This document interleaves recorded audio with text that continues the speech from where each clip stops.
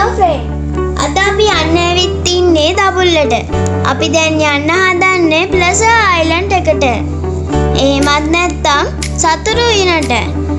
මේට ආවම පස්සේ අපිට මෙතනින් බෝට් සර්විස් එකක් ගන්නත් පුළුවන්. අපේ කට්ටිය 7 දෙනෙක් හිටියා.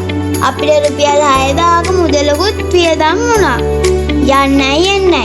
ඉතින් අපි ගිහින් බලමු.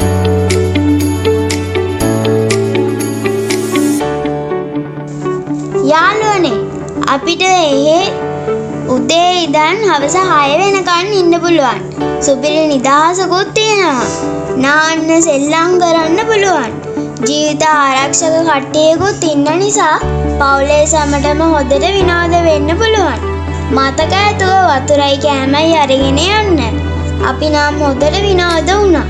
ඔයාලා ගිහින් බලන්න ආස හිතේ.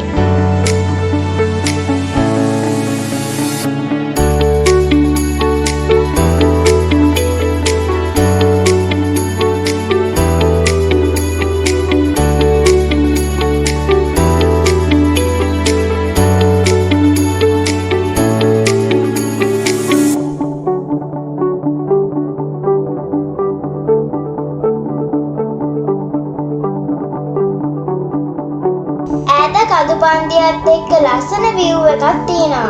අපි එහෙනම් යනවා. වීඩියෝ එක ලස්සනයි නම් like එකක් දාලා subscribe කරන්න. තවත් ලස්සන travel එකකින් හමු වෙමු.